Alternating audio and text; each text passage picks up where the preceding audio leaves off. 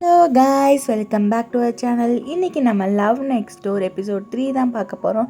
சரி வாங்க ட்ராமாக்குள்ளே போகலாம். ஸ்டார்டிங்லேயே ஒரு ஹை ஸ்கூலில் காட்டுறாங்க. அங்கே இப்போ ஸ்விம்மிங் காம்படிஷன் நடக்க போகுது. இப்போ அதில் ஹீரோவுமே கலந்துருக்கான். அவனோட கோச் வந்ததுமே எங்கள் அப்பா உங்கள் அம்மா அப்பாலாம் வந்துட்டாங்களான்ற மாதிரி கேட்கும்போது, இல்லை சார் அவங்க 2 பேருமே வேலையில் ரொம்பவே பிஸியாக இருக்காங்க, இப்போதைக்கு வர முடியாதுன்ற மாதிரி சொல்லிட்டாங்க. ரொம்பவே ஃபீல் பண்ணுறான். ஏன்னா இப்போ அவனுக்கு சப்போர்ட் பண்ணுறதுக்கு யாருமே இல்லை.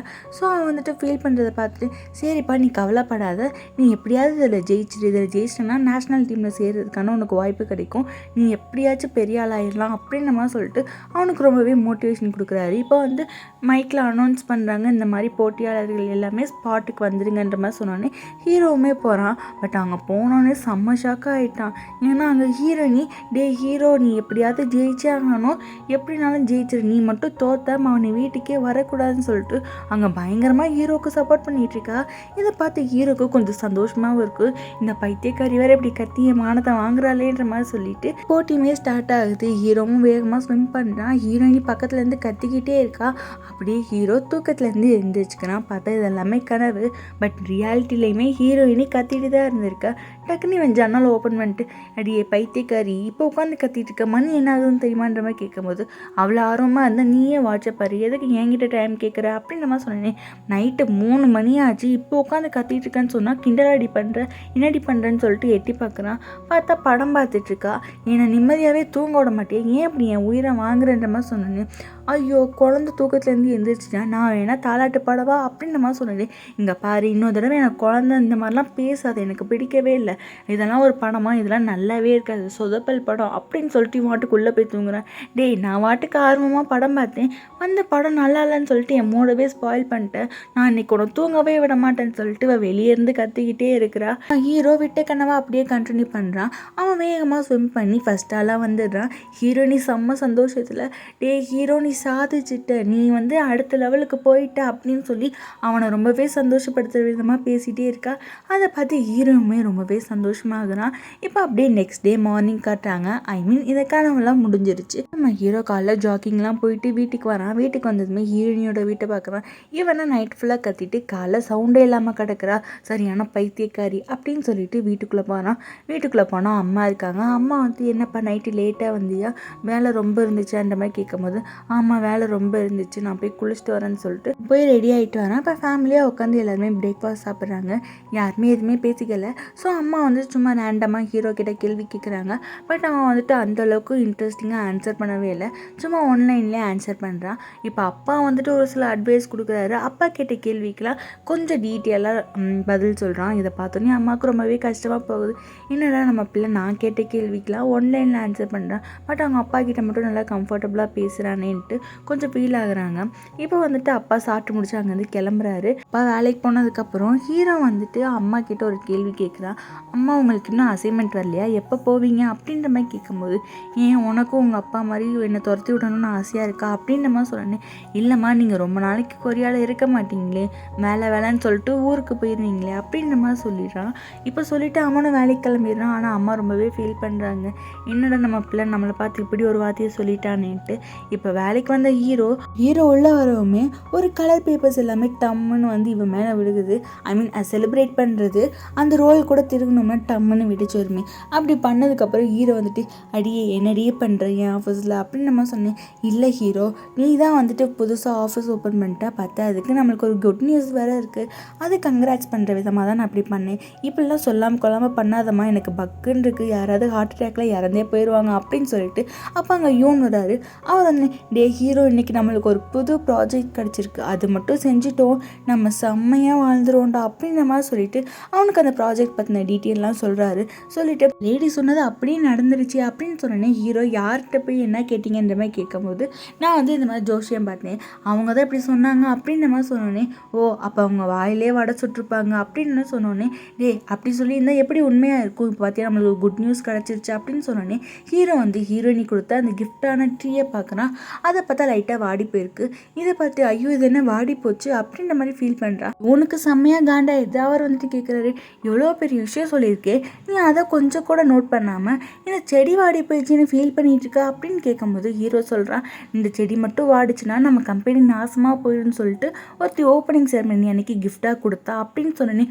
ஐயோ அவ இப்படி ஒரு சாபத்தை சபிச்சு இந்த செடியை கொடுத்துருக்கா அப்படின்னு சொல்லிட்டு இவர் உடனே தண்ணி எங்கேயாவது இருக்கான்னு தேடி போயிட்டு இந்த செடிக்கு தண்ணி ஊற்றுறாரு. அப்போ ஹீரோ வந்து அவனோட கம்ப்யூட்டரில் ஏதோ ஒன்று நோட்டீஸ் பண்ணுறான். அதை பார்த்துட்டு அவன் செம்மையாக ஷாக் ஆகிறான்.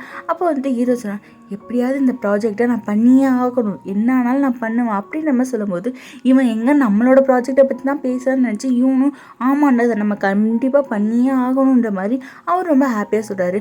பார்த்தா இவன் அது சொல்லவே இல்லை. இவன் என்னன்னா ஒரு காம்படிஷன், அந்த காம்படிஷனில் ஒரு ஸ்விம்மிங் பூல், அதாவது நம்ம ஹீரோ கனவு கண்டு படம் ஒரு ஸ்விம்மிங் பூலில் நீச்சல் அடித்து ஜெயிக்கிற மாதிரி அந்த ஸ்விம்மிங் பூலை வந்துட்டு ரீக்ரியேட் பண்ணணும், அதுதான் காம்படிஷன்ற மாதிரி போட்டிருப்பாங்க போல். அதை பார்த்து அந்த ஹீரோ பையன் நான் பண்ணியே தீர்வேன்ற மாதிரி சொல்லிட்டு இருக்கான். இப்போ நம்ம ஹீரோயினை பார்த்தோம்னா நல்லா தூங்கி எழுந்திரிச்சு வந்து பார்க்குறா. அம்மா அவளுக்காக சமைச்சு வச்சுட்டு அவங்களோட கடைக்கு போகிறாங்க. பார்த்தா நம்ம ஹீரோயினியோட அம்மா அப்பாவுக்கு ஒரு சின்ன ரெஸ்டாரண்ட் இருக்குது. அவங்களுக்கு இப்போ வந்து 100 கிம்பம் ஆர்டருக்கு வந்திருக்கு. அதை வந்து ரெடி பண்ணிட்டு இருக்காங்க. அப்படி ரெடி பண்ணிட்டு இருக்கும்போது அப்பா கேட்குறாரு, என்னம்மா நம்ம பொண்ணுக்கிட்ட கொஞ்சம் கூட கோவமாக பேசாமல் நார்மலாக பேசு, எல்லாமே மாறிடுச்சு, என்ன அதிசயம் அப்படின்ற மாதிரி கேட்கும்போது சொல்கிறாங்க, இந்த மாதிரி பேரண்டிங்கிற பேரில் பிள்ளைங்களை ரொம்பவே டார்ச்சர் பண்ணுறோம், அவங்கள நம்ம கண்ட்ரோலில் வச்சுக்கணும், நான் அப்படி பண்ணக்கூடாதுன்னு நினைக்கிறேன், நான் அவள் போக்கிலே விடுறேன், அவள் எப்படியும் கண்டிப்பாக மாறிடுவா அப்படின்னு சொல்லிட்டு ஹீரோயினி மேலே ரொம்பவே ஹோப் வைக்கிறாங்க. நம்ம ஹீரோயினை பார்த்தோம்னா பயங்கரமாக கோடிங் போட்டுட்ருக்கா. நான் கூட இதை பார்த்துட்டு எங்கே வேலை பார்க்குறாளோன்னு நினச்சிட்டேன். பட் இந்த கோடிங் எல்லாமே அவளோட ஷெடியூல்ஸ்க்காக தான். ஒரு அன்எம்ப்ளாய் எப்படிலாம் இருக்கணும்னு சொல்லி கோடிங் போட்டிருக்கா. இப்போ அந்த ஷெடியூல்ஸ்லாம் பார்த்தீங்கன்னா ஒரு இதில் கேம் விளாடணும், அதுவும் இப்போ ஒரு டைம் குறிப்பிட்டு வச்சுருக்கா. இவ்வளோ நேரம் கேம் விளாடணும், இவ்வளோ நேரம் மாடியில் போய் சும்மா உட்காரணும், அதுக்கப்புறம் இவ்வளோ நேரம் டிவி பார்க்கணும் அப்படின்ற மாதிரி சொல்லி பயங்கரமாக ஷெடியூல் போட்டு வச்சுருக்கா. மட்டும் ஹீரோயினோட அம்மா பார்த்தாங்கன்னா இதெல்லாம் பெற்றதுக்கு சும்மா இருந்திருக்கு அப்படின்னு தான் யோசிச்சிருப்பாங்க. இப்போ கொஞ்சம் நேரம் தூங்கிட்டு அவள் ரூமில் போய் மறுபடியும் படுத்து கிடக்கிறான். அந்த ஃபோனை கூட அவளுக்கு எடுக்க முடியல, அவ்வளோ வலிக்குது. அதை போய் காலால் எத்தி அவகிட்ட கொண்டு வந்து ஹீரோக்கு கால் பண்ணுறா. ஹீரோக்கு கால் பண்ணதுமே ஹீரோ சொன்னால், இங்கே பாரு நான் கொஞ்சம் பிஸியாக இருக்கேன், அப்புறம் பேசுகிறேன் அப்படின்னு சொல்லிட்டு கட் பண்ண போகிறேன். டே நான் இன்னும் சொல்லவே இல்லை, அதுக்குள்ளே என்கிட்ட கட் பண்ணுறேன். ஆமாம் நான் காமிக் படிக்க போகிறேன், என் கூட வரியா அப்படின்ற மாதிரி கேட்கும்போது, ஏதோ நான் சும்மா இருக்கிற மாதிரி பேசிகிட்டு இருக்கேன், உனக்கு தான் வேலை இல்லைன்னா எல்லாருக்குமே அப்படி தான் இருக்கு மாடி லூஸு, நான்லாம் வர முடியாது, எனக்கு வேலை இருக்குன்னு சொல்லிட்டு வச்சிடுறான். இப்போ ஹீரோயினும் செம்மையாக புலம்புறா. இருடா ஃபோனை கட் பண்ணுறேன், எனக்கு நான் ஃப்ரெண்டு இல்லைன்னு நினச்சிட்டு இருந்தேன், எனக்குன்னு ஒரு சிங்கக்குட்டி இருக்குடா அப்படின்னு சொல்லிட்டு இவளோட ஃப்ரெண்டுக்கு ஃபோன் பண்ணுறா. அவளுமே அங்கே வந்துடுறா. அவளும் வந்ததுமே சரி நானும் புக்கு படிக்கிறேன்னு சொல்லிட்டு எந்த புக்கை எடுத்து படிக்கலாம்னு சும்மா சுற்றி பார்க்குறா. அப்போ வந்து ஒரு செல்ஃபில் வந்துட்டு ரெட் கலர் புக்கை அடுக்கி வச்சுருக்காங்க. அதில் வந்துட்டு அடல்ட் இதுவும் சேர்ந்துருக்கும் போல். அதை பார்த்துட்டு எனக்கு அந்த இதுவும் வேணும்டி, அதை வேணால் எடுத்துகிட்டு வா படிக்கலான்ற மாதிரி இந்த ஃப்ரெண்டு கறி சொல்ல, உடனே ஹீரோயினி அவள் பக்கத்தில் போய் உட்காந்துட்டு, அடியே நீ அடல்ட்டு தான் படிக்க போகிறேன்னா எனக்கு அந்த புக்கை எடுத்து வாடி, நீ படித்து முடிச்சதுக்கப்புறம் அதை என்கிட்ட பாஸ் பண்ணி நம்ம யாருக்கும் தெரியாமல் படிச்சுக்கலான்ற மாதிரி சொன்னோன்னே, இங்கே பாரு ரெட் கலர் புக்குனா அது மட்டும் இல்லை, த்ரில்லரு சைக்கோ இதுவும் தான் இருக்குது, நான் அதுதான் கேட்டேன், உடனே வருவா வாயை பொழந்துட்டு போடின்ற மாதிரி சொன்னோன்னே, ஐயோ நீ அதை சொன்னியா, நான் கூட நீ அடல்ட்டு தான் சொல்கிறியோன்னு நினச்சிட்டு உங்ககிட்ட வந்து கேட்டுட்டேன், அசிங்கமாக போச்சு குமார்ன்ற மாதிரி ஹீரோயினி எம்பாரசிங்லேயே உட்காந்துருக்கா. இப்போ இவள் வந்துட்டு புக்கெல்லாம் செலக்ட் பண்ணிட்டு இருக்கும்போது ஹீரோ அங்கே வரான். அப்போ இந்த ஃப்ரெண்டு கை சொல்கிறா, உன்னோட இன்னொரு பெஸ்ட் ஃப்ரெண்ட் வந்துட்டான்ப்பா அப்படின்னு சொன்னேன். ஹீரோயினி திரும்பி பார்க்குறா. ஹீரோ வரதை பார்த்து இவன் என்னையிலேருந்து டிஸ்குவாலிஃபைட் ஆகிட்டான், இனிமேல் இவன் எனக்கு ஃப்ரெண்டே கிடையாது அப்படின்னு சொல்கிறா. உடனே வந்துட்டு ஹீரோ கேட்குறான், ஆமாம் அப்புறம் எதுக்கு இங்கே கூப்பிட்டேனே அப்படின்னு சொன்னேன், நீ தான் வரமாட்டேன்னு சொன்னேன், எதுக்குடா வந்தேன்ற மாதிரி கேட்கும்போது, நானும் காமிக் புக் தான் படிக்க வந்தேன், போடி நான் உட்காந்து நான் வாட்டுக்கு படிக்கிறேன்னு சொல்லிட்டு அவன் வாட்டுக்கு உட்காந்து படிக்கிறான். இப்போ 3 பேருமே படித்து முடிச்சதுக்கப்புறம் இவளோட அந்த காமிக் டைம் முடிஞ்சதுக்கப்புறம் இவங்களை கரெக்டாக வெளியே கூப்பிட்டு வந்துடுறா. இப்போ வெளியே கூப்பிட்டு வந்ததுக்கப்புறம் சரி வாங்க நம்ம ஊரை சுற்றலான்ற மாதிரி சொல்கிறா. பட் ஹீரோ டைமை பார்த்துட்டு, இல்லை நீ கூப்பிட்டுன்றதுக்காக நான் எல்லா வேலையும் போட்டு வந்துட்டு நான் போய் வேலையை பார்க்கணுன்ற மாதிரி சொல்கிறான். இவன் வந்துட்டு ஃப்ரெண்டுக்காரி சொல்கிறா, நான் வந்து போய் படிக்கணும் அப்படின்ற மாதிரி சொன்னேன். ஆமாம் நீ தான் வேலைக்கு போறியா, அப்போ ஏன்டி படிக்க போகிறன்ற மாதிரி கேட்கும்போது, இல்லை நான் போட் டிரைவிங் எப்படின்னு படிச்சுட்ருக்கேன், ஸோ நான் அதுக்காக கொஞ்சம் ப்ராக்டிக்ஸும் பண்ணிக்கிறணும் அப்படின்ற மாதிரி சொன்னேன். ஓ இப்போ நீ போட்டிங்லாம் கற்றுக்கிட்டு இருக்கியான்னு சொல்லி இவங்க 2 பேரும் அந்த இடத்துல இருந்து கிளம்புறாங்க. ஹீரோனி சரி போங்க ஊருக்காக வேலை பாருங்கள், யாரும் வேணாம் நான் ஆல் தி பெஸ்ட் அப்படின்னு சொல்லி புலம்பிக்கிட்டே திரும்பி பார்த்துக்கிட்டே ஆப்போசிட் பக்கம் போய்கிட்டே இருக்கா. இந்த மாதிரி என்ன தனியாக விட்டு போயிட்டீங்க, நீங்களாம் நல்லா இருப்பீங்களான்ற மாதிரி மனசில் நினச்சிக்கிட்டே வாட்டுக்கு ஊரை சுற்றுறா. நெக்ஸ்ட் டே பார்த்தோம்னா அந்த ஆர்டருக்காக அம்மா அப்பாவும் அந்த கிம் பம்பில் ரெடி பண்ணிட்டு இருக்காங்க. ஹீரோயினி அதெல்லாம் பார்த்துட்டு என்னம்மா ஆர்டரை நானும் வந்து ஹெல்ப் பண்ணுறேன்னு சொல்லிட்டு போவா. பட் அம்மா வந்து இல்லை நீ உன் வேலையை பாரு, இதெல்லாம் நாங்களே பார்த்துக்குறோன்னு சொல்லிட்டு அவளை வந்துட்டு உட்கார வைக்கிறாங்க. அப்போ அவங்க கடைக்கு கஸ்டமர் வராங்க. இருங்கம்மா கஸ்டமரையாவது நான் கவனிக்கிறேன்னு சொல்லிட்டு போவா. பார்த்தா ஹீரோயினியோட ஹைஸ்கூல் டீச்சர் தான் அவங்கள பார்த்ததுமே ஹீரோயினி டீச்சர் எப்படி இருக்கீங்க, நல்லா இருக்கீங்களா அப்படின்ற மாதிரி அவங்ககிட்ட ரொம்பவே ஹாப்பியாக பேசுகிறா. அவங்களுமே ஹீரோயினி கிட்ட ரொம்பவே ஹாப்பியாக பேசுகிறாங்க. ஹீரோயினி வந்துட்டியா, நான் உன்னை ரொம்பவே மிஸ் பண்ணேம்மா அப்படின்ற மாதிரி அவங்களுமே பேசுகிறாங்க. ஹீரோயினி அம்மா அப்பா கிட்டேயுமே இவங்க தான் என்னோடய கிளாஸ் டீச்சர், நான் ஹைஸ்கூல் படிக்கும்போது இவங்க தான் என் டீச்சராக இருந்தாங்க நம்ம சொன்னோன்னே அவங்களுமே போயிட்டு டீச்சருக்காக விஷ் பண்ணுறாங்க. டீச்சர் வந்து கொஞ்சம் ஃபுட்டெல்லாம் ஆர்டர் பண்ணுறாங்க. ஆர்டர் பண்ணோன்னே ஹீரோயினி நானே உங்கள் கூட வந்து டெலிவரி பண்ணுறேன் அப்படின்னு சொல்லிட்டு டீச்சரோட அந்த ஃபுட்ஸ் எல்லாம் எடுத்துகிட்டு அவங்க கூடயே பேசிக்கிட்டே போகிறா. ஹீரோயினியும் டீச்சரும் ஹைஸ்கூலுக்கு தான் வந்துட்டுருக்காங்க அந்த ஃபுட்ஸ் எல்லாம் எடுத்துகிட்டு. அப்போ டீச்சர் சொல்கிறாங்க, நீ என்னம்மா வெக்கேஷன் வந்திருக்கியா, நீ அமெரிக்கா போய் வேலை பார்க்குறத நான் இங்கே இருக்கிற எல்லா டீச்சர்ட்டையுமே சொல்லிட்டேன், எல்லாருமே உனக்காக ரொம்பவே ஹாப்பியாக ஆனாங்க அப்படின்னு நம்ம சொன்னேன். ஐயோ டீச்சர் ஏன் வாங்கி வச்சுட்டு சும்மா இல்லாமல் ஊரே டமார் அடித்து வச்சுருக்கீங்க, நான் இப்போ வேலையை விட்டு வந்துட்டு விஷயம் சொன்னவங்க என்ன நினைப்பாங்கன்ற மாதிரி இவன் யோசிச்சுட்டு இருக்கும்போதே அங்கே ஹீரோ இருக்கிறான். அவன் வந்து இந்த காம்படிஷன் நடக்க போகுது இல்லையா, அது இவங்க ஸ்கூலில் தானே இருக்குது அந்த பில்டிங்கு. இவன் வந்து பார்ட்டிசிபேட் பண்ணுறதுக்காக ஃபார்ம்லாம் இருக்கும், அதெல்லாம் ஃபில் பண்ணிவிட்டு ரெடியாக நின்றுட்டு இருக்கான். இப்போ வந்து டீச்சரு ஹீரோ அண்ட் ஹீரோயினி 3 பேருமே ஒரு இடத்துல உட்காந்து பேசிகிட்டு இருக்காங்க. சும்மா ரேண்டமாக பேசிகிட்டு இருக்காங்க. இவங்க 2 பேரையும் பற்றி டீச்சர் ரொம்பவே பெருமையாக பேசிகிட்டு இருக்கும்போது இவங்க 2 பேருமே டாம் அண்ட் ஜெர்ரி சண்டை போடுறாங்க. இதை பார்த்துட்டு டீச்சர் சொல்கிறாங்க, நீங்கள் இன்னும் மாறவே இல்லை, அப்படியே தான் இருக்கீங்கிற மாதிரி சொன்னோன்னே சரி இன்னைக்கு மத்தியானம் யார் ஃப்ரீ அப்படின்ற மாதிரி கேட்கும்போது ஹீரோ வந்துட்டு இல்லை டீச்சர் எனக்கு கொஞ்சம் வேலை இருக்குது அப்படின்ற மாதிரி சொல்லிடுறான். இப்போ ஹீரோயினி சொல்கிறா, இல்லை டீச்சர் நான் வந்து ஃப்ரீயாக தான் இருக்கேன், என்ன வேணுமோ சொல்லுங்கள் நான் பண்ணுறேன் மாதிரி சொன்னோன்னே நான் வந்து இன்றைக்கி உன்னை லெக்சர் எடுக்க விட போகிறேன், நீ வந்து உன்னோட லைஃப்பில் ரொம்பவே சக்ஸஸ்ஃபுல்லாக வந்திருக்க, ஸோ நீ அதை வந்து கொஞ்சம் பிள்ளைங்களுக்கெல்லாம் அட்வைஸ் பண்ணுன்னு சொல்லிட்டு ஹீரோயினியை கூட்டிகிட்டு போயிடுறாங்க.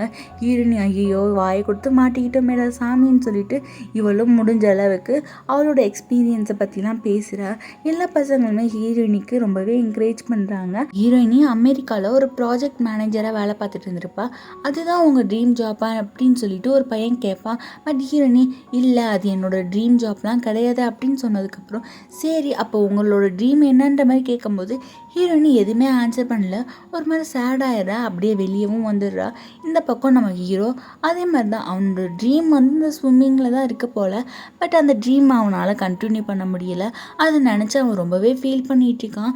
இப்போ அவனுமே வெளியே வரான். வந்ததுமே ஹீரோயினியை பார்த்துட்டு என்னடி உள்ள லெக்சர்லாம் எப்படி போச்சு அப்படின்ற மாதிரி கேட்டுட்டு இருக்கும்போது வாயை மூடிட்டு வா நானே செம்ம கானில் இருக்கேன்ற மாதிரி சொல்லிட்டு இருக்கும்போது வேணுக்குன்னே ஹீரோ கேள்வி கேட்டு அவளை கடுப்பாக்குறான்.